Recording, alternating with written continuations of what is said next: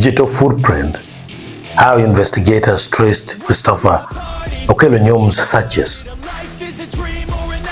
In the prosecution of Christopher Okello regarding the Gaba incident, digital evidence, specifically his internet search history regarding ISIS and insurgent tactics, has become the cornerstone of the case. The recovery of this data was achieved through the combination of physical recovery and advanced digital forensics. We have seen many people comment on TikTok and other platforms, people panicking, oh, my data will be taken, this and that. We're going to find out how it is got in this technology update. Please go to 38. What did the exhibit search? Was used to search for how long to get firearm license, Uganda. 39. 39. Such term was gun license requirements. What did he search? Under 40. Under 40, the exhibit was used to search for ISIS beheading, like beheading, ISIS beheading.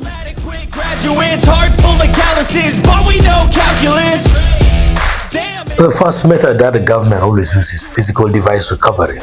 The primary source of the data was the physical seizure of Onyum's smartphone during the initial investigation and his subsequent arrest at Gaba Community School.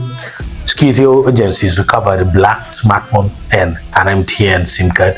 They say Motorola and even the model was red. 5G 2024-2024 is a Motorola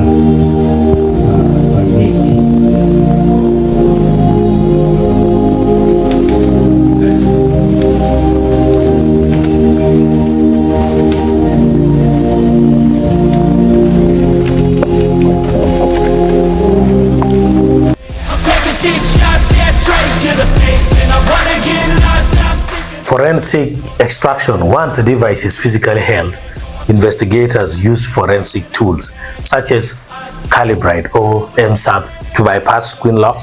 This allows them to extract data at rest, which includes cached browser histories, even if the user attempted to delete them.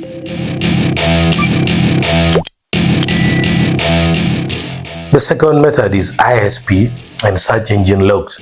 Even if a suspect uses incognito mode or deletes their local history, the government can access records through internet service providers as ISPs and service providers like Google, MTN, Airtel.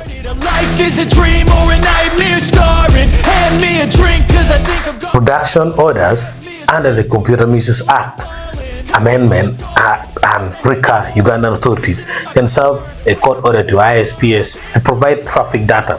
This logs every IP address and URL accessed by a specific SIM card or home Wi-Fi account.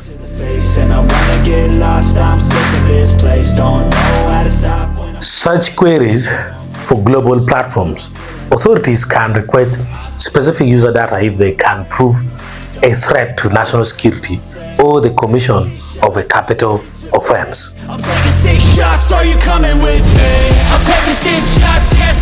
Metadata and IP mapping. Investigators used IP, that's Internet Protocol mapping, to confirm that the searches for ISIS and Syria were made using the specific device found in Onyum's possession.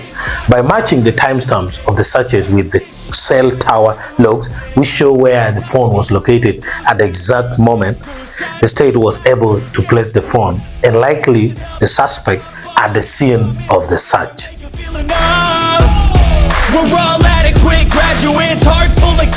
SIM card linkage, that's KYC. In Uganda, every SIM card is linked to a national identification number, that's NIN, through the Know Your Customer, that's KYC protocol.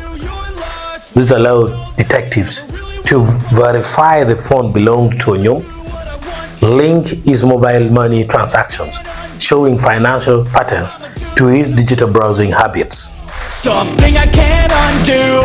I'm taking 6 shots, yeah, straight to the. In summary of the evidence, the private data was not intercepted from the clouds in real time, but was systemically extracted from a recovered physical device and corroborated by high-speed traffic logs and SIM registration data provided by telecommunications companies. So don't panic that it will just be grabbed from the air. And as long as you're not a criminal, or you don't do controversial things, there's nothing you have to worry about the Google and the rest. But also, you should also raise topics about privacy issues in technology. Thank you.